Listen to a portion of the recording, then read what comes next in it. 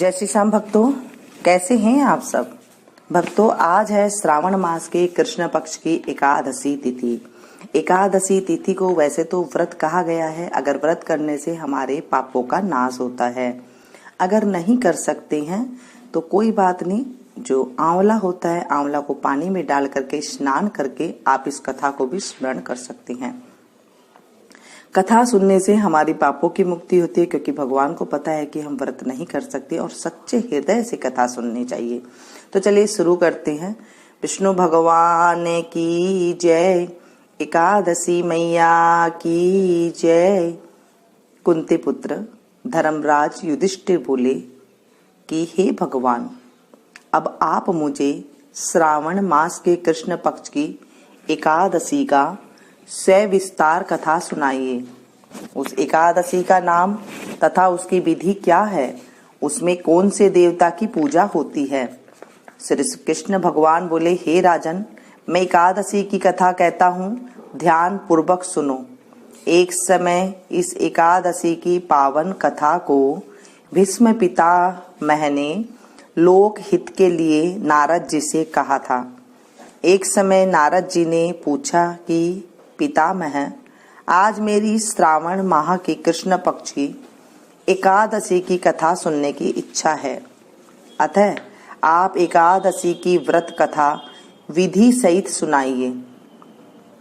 भीष्म पितामह नारद जी के वचनों को सुनकर बोले, हे नारद जी, आपने मुझसे यह अत्यंत सुंदर प्रश्न किया है, अब आप ध्यान लगाकर सुनिए।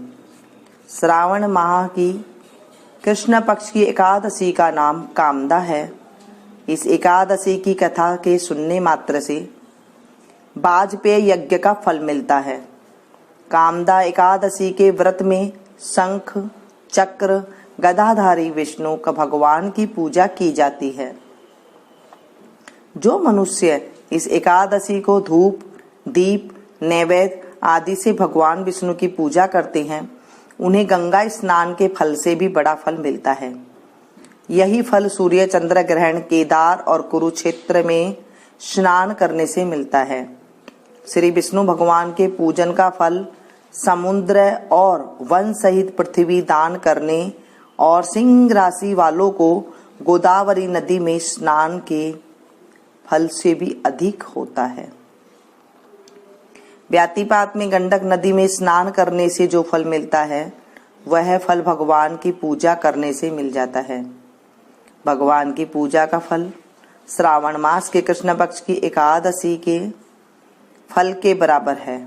अतः भक्ति पूर्वक भगवान की पूजा न बन सके तो श्रावण मास के कृष्ण पक्ष की कामदा एकादशी का व्रत अवश्य करना चाहिए। आभूषणों से युक्त बछड़ा सहित गौ दान करने से जो फल मिलता है, वह फल कामदा एकादशी के व्रत से मिल जाता है। जो उत्तम द्विज श्रावण माह के कृष्ण पक्ष की कामिदा एकादशी का व्रत करते हैं तथा श्री विष्णु भगवान की पूजा करते हैं, उससे समस्त वेद नाग किन्नर पितृ आदि की पूजा हो जाती है। हे नारद, स्वयं भगवान ने अपने मुख से कहा है कि मनुष्य को आध्यात्म विद्या से जो फल मिलता है, उसका अधिक फल कामिदा एकादशी का व्रत करने से मिल जाता है। इस व्रत के करने से मनुष्य अंतिम समय अनेक दुखों से युक्त यमराज तथा नरक के दर्शन नहीं करता। कामिदा एकादशी के व्रत तथा रात्रि जागरण से मनुष्य को कुयोनि नहीं मिलती और अंत में स्वर्ग लोक को जाता है। जो उत्तम मनुष्य श्रावण माह के कृष्ण पक्ष की कामिदा एकादशी को तुलसी से भक्ति पूर्वक श्री विष्णु भगवान की पूजा करते हैं, वे इस संसार सागर में रहते हुए भी इससे इस प्रकार अलग रहते हैं, जिस प्रकार कमल जल में रहता हुआ भी जल से अलग रहता है। भगवान की तुलसी दल से पूजा करने का फल 1 भार स्वर्ण और 4 भार चांदी के दान के फल के बराबर है। श्री विष्णु भगवान रत्न, मोती, मणि, आभूषण आदि की अपेक्षा तुलसी दल से अधिक प्रसन्न होते हैं। जो मनुष्य भगवान की तुलसी दल से पूजा करते हैं उनके समस्त पाप नष्ट हो जाते हैं। हे नारद, मैं स्वयं भगवान की अत्यंत प्रिय श्री तुलसी जी को नमस्कार करता हूँ।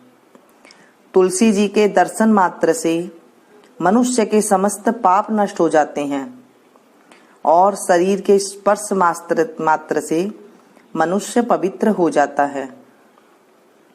तुलसी जी को जल से स्नान कराने से मनुष्य की समस्त यम यातनाएं नष्ट हो जाती है।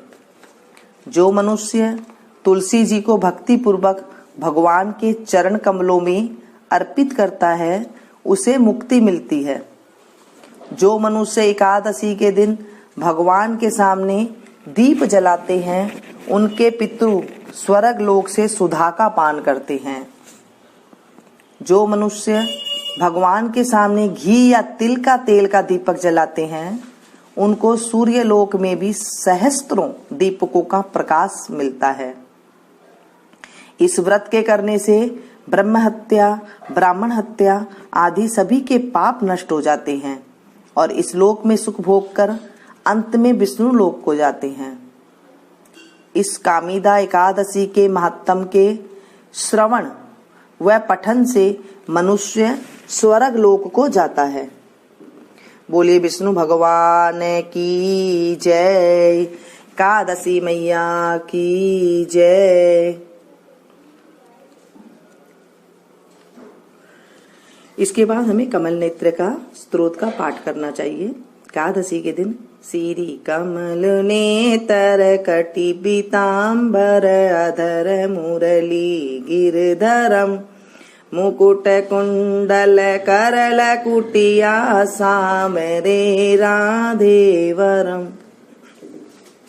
कूल यमुना धेनु आगे सकल गोपियन के मन हरम पीतवस्तर गरुड़ वाहन चरण सुखनित सागरम करत कोल किलोल निसदिन कुंज भवन उजागरम अजल अमर अडोल निश्चल पुरुषोत्तम अपरापरम दीनानाथ दयालु गिरिधर कंस हिरणाकुशहरम गल फूल माल विशाल लोचन अधिक सुंदर केशवम वंशीधर वसुदेव छल्यो बलि छलो हरिवामनम जल डूबते गज राख लीनो लंका छेदो रावणम सपत दीप नव खंड 14 भवन किनो राम जी एक पलम द्रौपदी की लाज राखी कहाँ लो उपमा करम दीनानाथ दयालु पूर्ण करुणा मैं करुणा करम कवि दत्त दास विलास निसदिन नाम जपत नित नागरम प्रथम गुरु जी के चरण बंदो यस्य ज्ञान प्रकाशितम विष्णु जुगाति ब्रह्मा सेवसे शिव शंकरम श्री कृष्ण यदुपति केशवम श्री राम रघुवर राम रघुवर राम रघुवर राघवम श्री कृष्ण गोविंद राघवम श्री राम कृष्ण गोविंद माधव माधव वासुदेव श्री वामनम मच्छ कच्छ वराह नरसिंह पाहि रघुपति पावनम मथुरा में केशव राय विराजे गोकुल बाल मुकंद जी श्री वृंदावन में मदन मोहन गोपीनाथ गोविंद जी धन्य मथुरा धन्य गोकुल जहाँ श्रीपति अवतरे धन्य यमुना का नीर निर्मल ग्वाल बाल सखावरे नवनीत नागर करत निरंतर शिव बिरंचि मन मोहितम कालिंदी तट करत क्रीडा बाल अद्भुत सुंदरम ग्वाल बाल सब सखा विराजे संग राधे भामिनी वंशी वट तट निकट यमुना मुरली की टेर सुहावनी बजराग रघुवंश उत्तम परम राजकुमार जी सती सीता नाम जाको श्री रामचंद्र प्रणाम ही जनक राजा परण राखो धनुष बाण चढ़ावई सती सीता नाम जाके श्री रामचंद्र प्रणावई धन्य मथुरा खेल गोकुल नंद के हरि नंदनम बाल लीला पतित पावन देवकी वसुदेवकम श्री कृष्ण कलिमल हरण जाके जो भजे हरि चरण को भक्ति अपनी देव रे माधव भव सागर के तरण को जगन्नाथ जगदीश स्वामी श्री बद्रीनाथ विश्वम्भरम द्वारिका के नाथ श्रीपति के शिवम प्रणमाम्यहम् श्री कृष्ण अष्टपद पढ़त निस दिन विष्णु लोक सगच्छितम श्री गुरु रामानंद अवतार स्वामी कविदत्त दास समापतम श्री गुरु रामानंद अवतार स्वामी कविदत्त दास समापतम। बोलो विष्णु भगवान की जय, एकादशी मैया की जय। दोस्तों ये आज हमने एकादशी कथा सुनी है, पसंद आए तो प्लीज एक लाइक जरूर दीजिएगा, इसे ज्यादा से ज्यादा अपनों के साथ शेयर कीजिएगा ताकि औरों को भी लाभ मिल सके। जब कोई और भी सुनता है तो हमें भी सुनाने का फल मिलता है और हमें जो है उनके 16 वैसा का पुण्य होता है वो हमें मिल जाता है घर बैठे ही, और हमें पुण्य की प्राप्ति होती है, पापों का नाश होता है। तो मिलती हूँ फिर से एक नई वीडियो में नई जानकारी के साथ, तब तक आप लोग देखते रहिए मीनू संगीत। Thank you.